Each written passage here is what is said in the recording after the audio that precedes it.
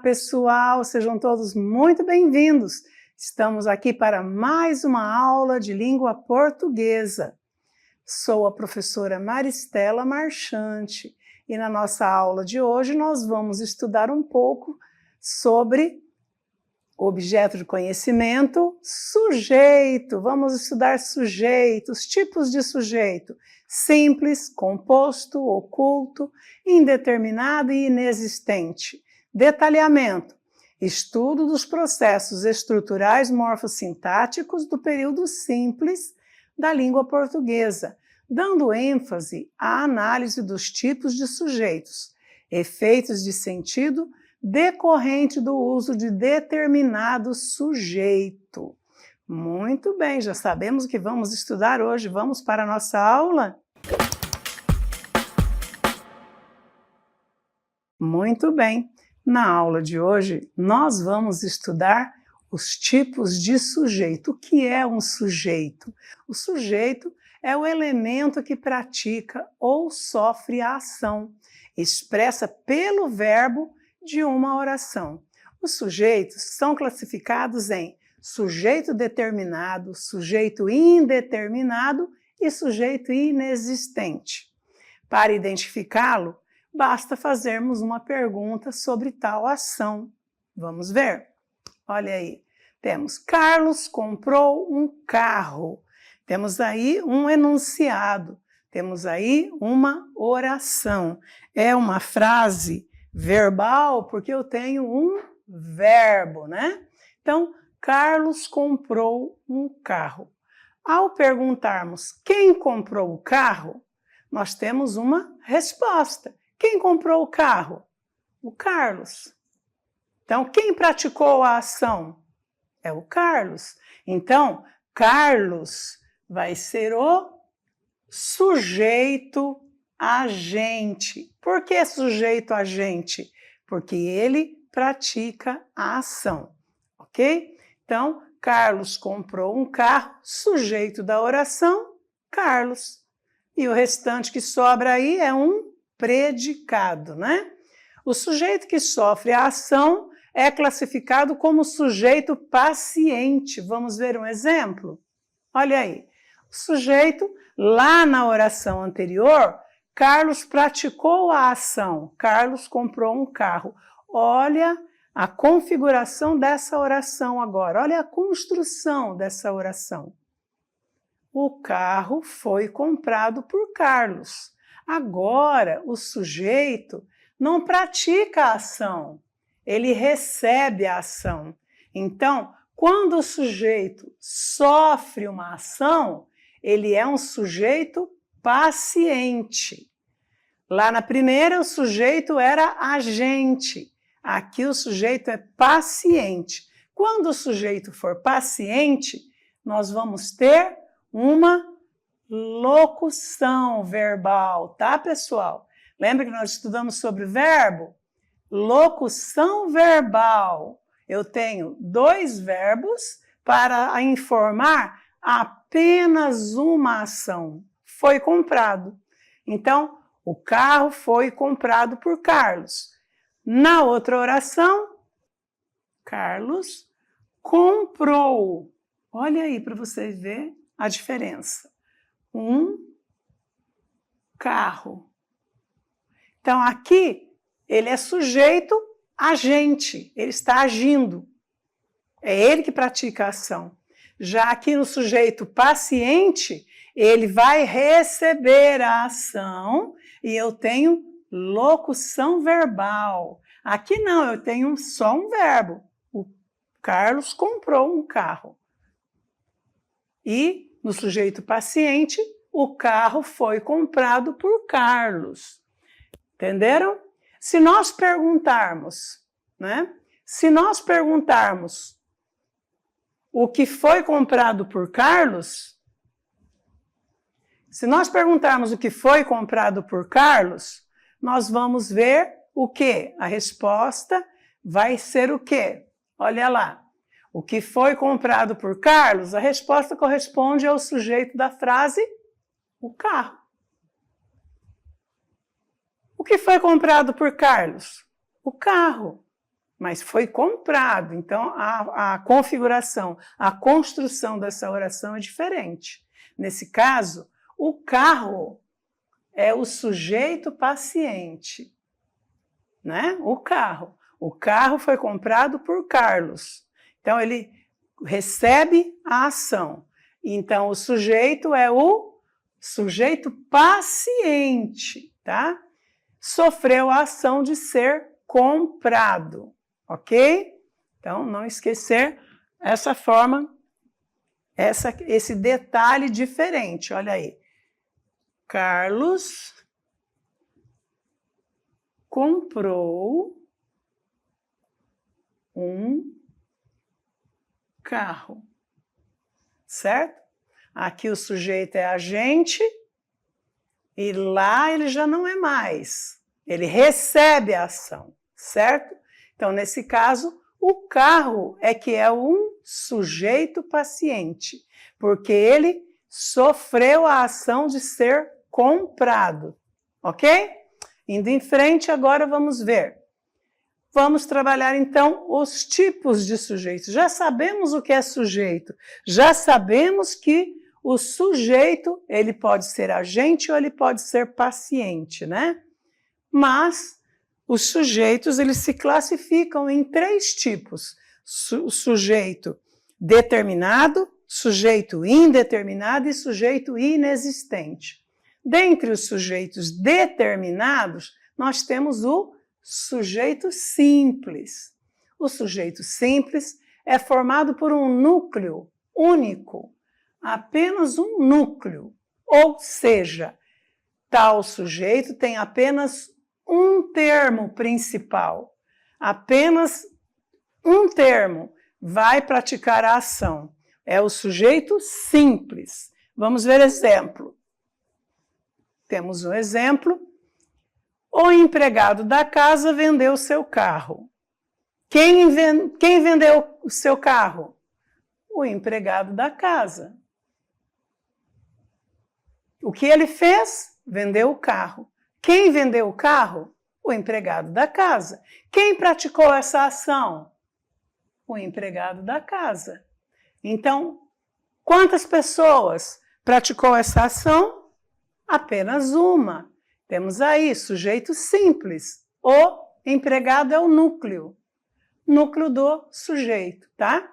Então, o núcleo, a palavra mais importante, mais significativa desse sujeito é o empregado. Então, ele é o núcleo, empregado. Sujeito simples, por quê? Porque é apenas uma pessoa, apenas uma ação, né? Eles, apenas uma pessoa, um núcleo que praticou a ação. Eles estão sempre omitindo a verdade. Sujeito simples. Quem está sempre omitindo a verdade? Eles.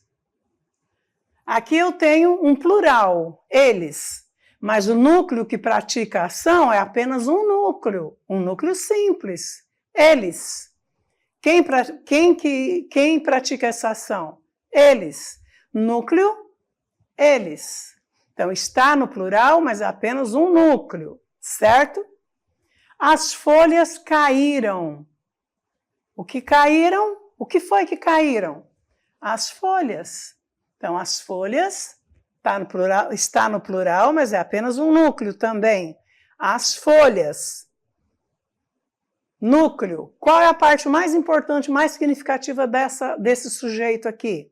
As ou folhas? Folhas. Então, o núcleo, folhas. Sujeito simples, nós temos aí, né? Então, agora vamos ver o sujeito composto. O sujeito composto é formado por 2 ou mais núcleos, certo? Trata-se de um sujeito, é um sujeito que tem 2 ou mais palavras principais. Vamos ver exemplo? Temos exemplo. Ana Maria e Joaquim terminaram o namoro.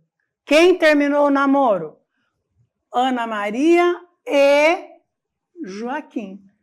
Quantas pessoas praticaram essa ação? 2. Então, eu tenho um sujeito composto.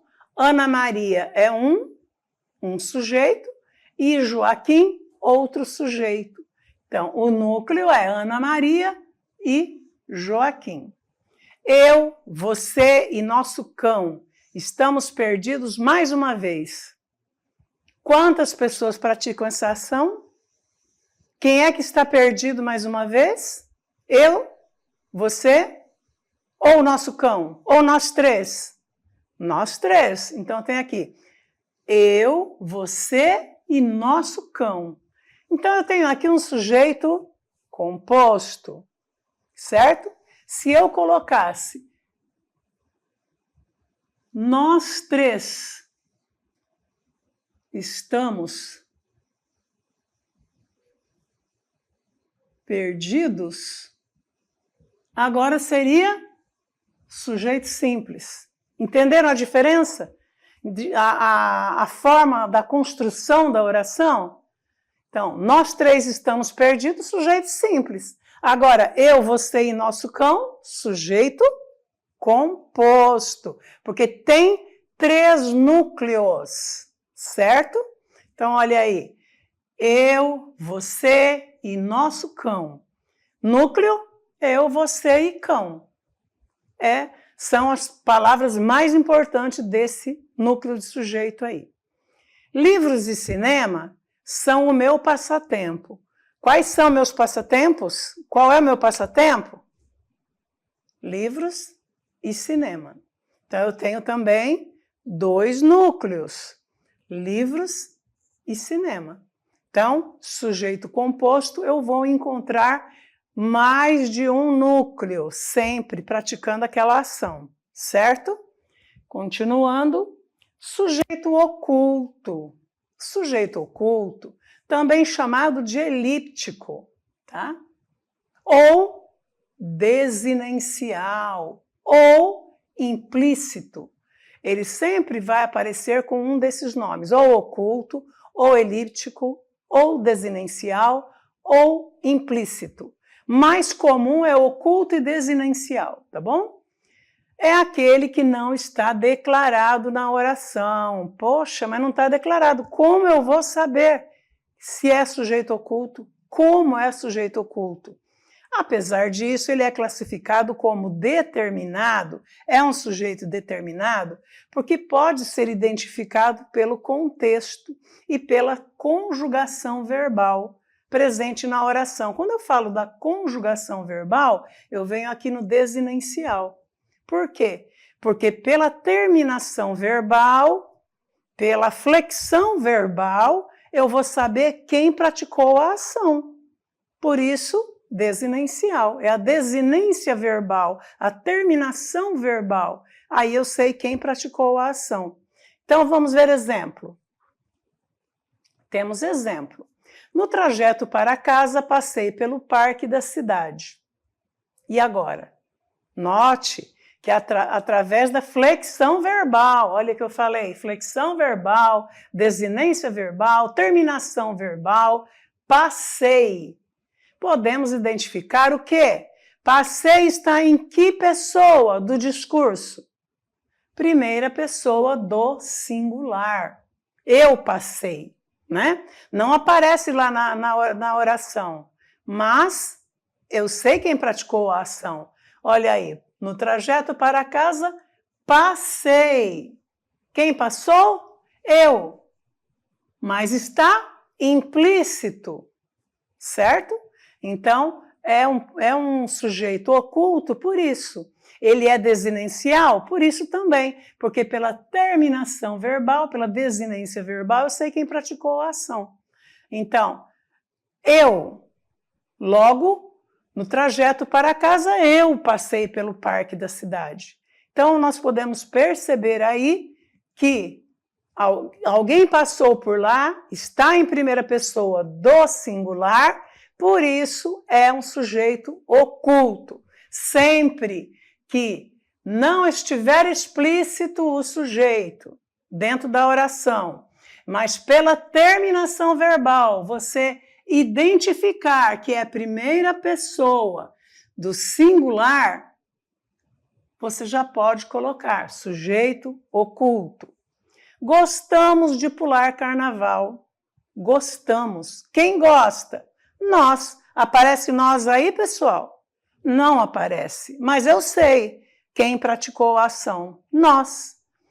Nós é primeira pessoa do plural. Então, se aparece o verbo, não aparece quem praticou a ação, mas a desinência verbal, a terminação verbal, a flexão verbal me informa que esse verbo está na primeira pessoa do singular ou na primeira pessoa do plural, eu tenho diante de mim um sujeito oculto, ok? Então, sujeito oculto da oração, nós. Só que ele não aparece na oração. Eu só sei pela terminação verbal, nós gostamos, ok? Então, vamos ver um sujeito indeterminado. Vamos ver agora o sujeito indeterminado. Sujeito indeterminado é aquele que não permite identificar o agente da ação, nem pelo contexto, nem pela terminação verbal. Não dá para saber quem foi que praticou a ação. Apesar de o sujeito ser um termo essencial na oração, o sujeito indeterminado pode se manifestar pelo desconhecimento ou desinteresse do agente que executa a oração. Vamos ver como é que acontece isso. Então, vamos ver. Além disso, é um tipo de sujeito que ocorre quando o verbo não se refere a uma pessoa determinada. Olha aí, o verbo não se refere a uma pessoa determinada. Há 3 características, tá, pessoal? 3 características que ajudam a identificá-lo. Vamos ver quais são? Bora ver a primeira. Olha aí. Primeiro, o uso de um verbo na terceira pessoa do plural, que não se refere a nenhum substantivo citado anteriormente. Se eu disser, eles foram, o sujeito está aqui, sujeito simples. Mas se eu disser,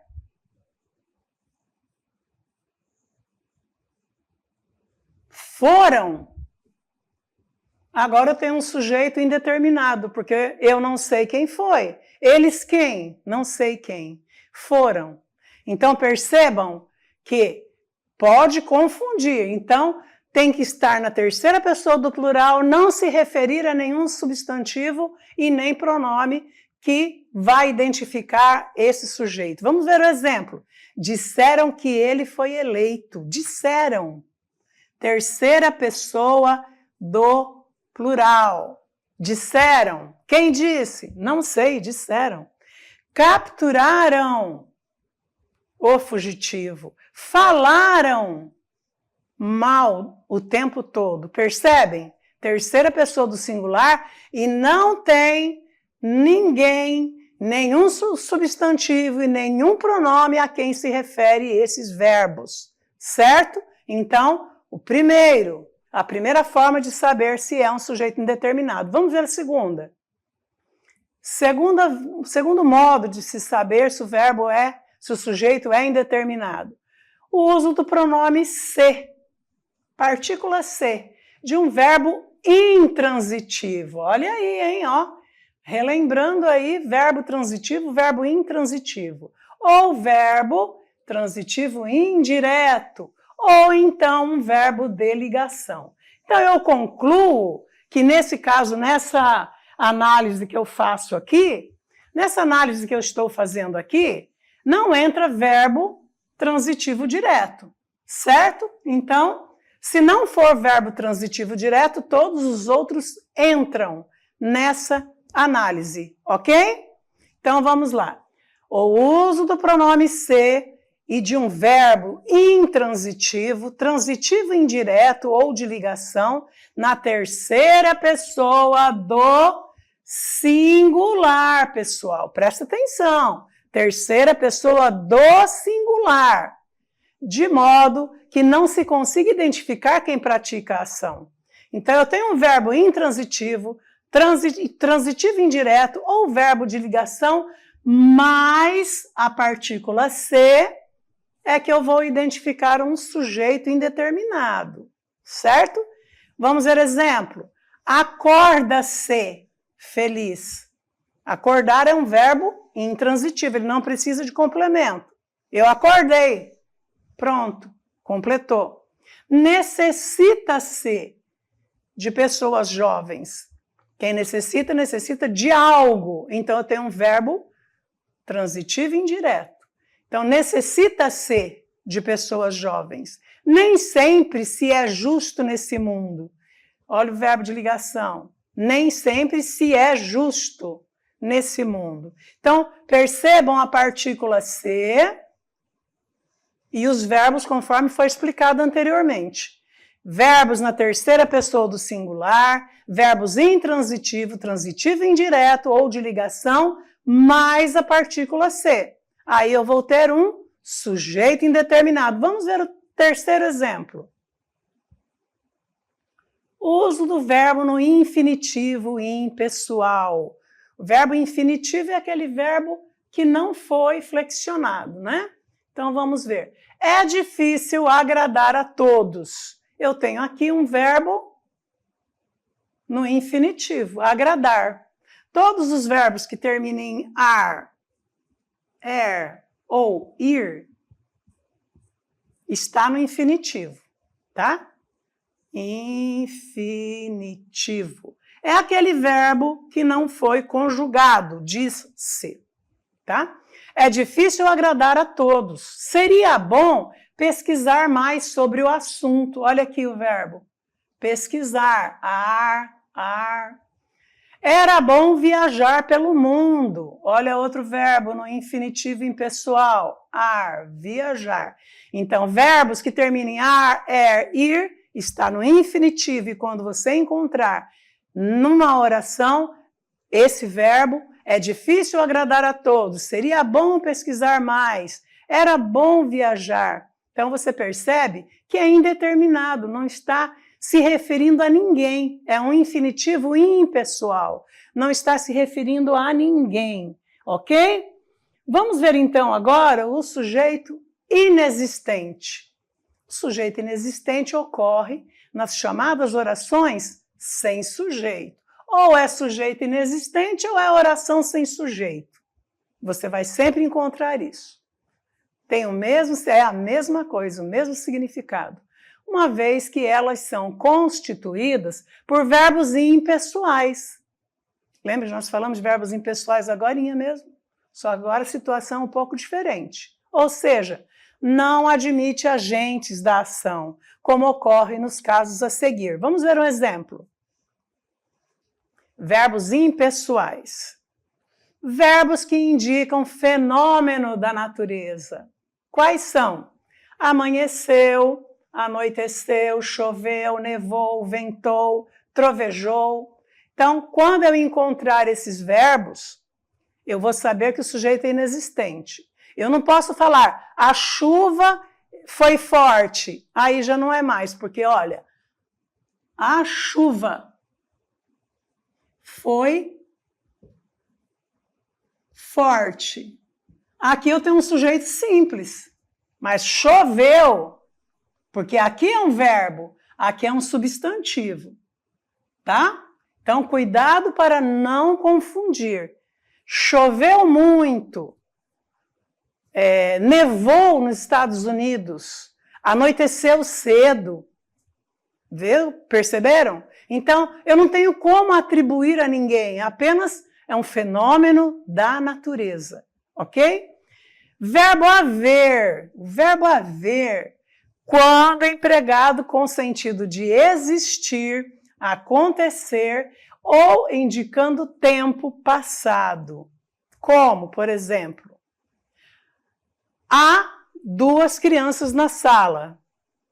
Verbo haver, sujeito inexistente. Havia 2 crianças na sala. Havia, no passado, não tem problema. Havia, está na terceira pessoa do singular. Sempre, tá? Haver quando for empregado no sentido de existir. de acontecer, indicando o tempo. Quando eu vou dizer, cheguei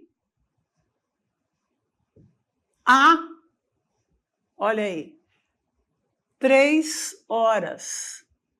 Então, olha aí, está o verbo haver, indicando o quê? Tempo passado. Então, a, na terceira pessoa do singular, então ela não admite que seja flexionado, tá? Sempre vai estar no singular, tá bom? Verbo haver. E os verbos fazer, ser, haver, estar, ir e passar, indicando tempo ou distância, certo? Agora podemos ver uns exemplos, né? Vamos ver exemplo? Trovejou durante a noite. Olha aí. Trovejou. É um fenômeno da natureza. É o verbo de fenômeno da natureza, como eu expliquei na cartela anterior. Durante a noite. Há boas palestras no congresso. Ó, o haver aqui. Há de existir. Há 2 horas que te espero. Verbo haver, tempo decorrido, tá? Verbo haver, sempre vai ser na terceira pessoa do singular. Está na hora do intervalo. Então, nós vemos aí que os verbos, ele vai trazer para nós o sujeito inexistente. Não tem como eu atribuir. Tem como atribuir ação a alguém aí? Tem aqui, trovejou, mas é um fenômeno da natureza, certo? Então, os verbos que nós vimos agora, dos verbos que indicam fenômeno da natureza, nós temos anoiteceu, amanheceu. Então, são fenômenos da natureza. Sujeito inexistente, eu vou encontrar com verbos que indicam fenômeno da natureza, verbo haver, quando empregado com o sentido de existir, acontecer e indicando tempo passado, tá, pessoal? Quando eu for falar de futuro, não tem H, tá? E verbos ser, fazer, haver, estar, ir e passar, indicando tempo ou distância. Não esqueçam, esse sujeito é um sujeito inexistente, ok? Então, os sujeitos são simples, sujeito composto, sujeito oculto, sujeito indeterminado, sujeito inexistente. Espero que vocês tenham entendido que esse último, inexistente, ele tem uma porção de verbos que tramitam aí, né? Transitam aí nessa avaliação aí, nessa construção, nessa configuração, mas é só lembrar, fenômenos da natureza. Eu não posso dizer a chuva, o trovão, o vento, porque aí eu tenho um sujeito simples, certo? Presta atenção. Agora, a ação da natureza, é a natureza em ação, verbo. Ventou, trovejou, choveu, amanheceu, anoiteceu, nevou. Aí sim, eu tenho uma ação da natureza em forma de verbo. Aí eu sei que a oração tem um sujeito inexistente ou uma oração sem sujeito. E aí o verbo haver, naquele sentido de existir. Quando você pode substituir o verbo haver por existir, é o haver na terceira pessoa do singular, sem nenhuma outra flexão. Ok? Espero que vocês tenham gostado da aula e até a próxima!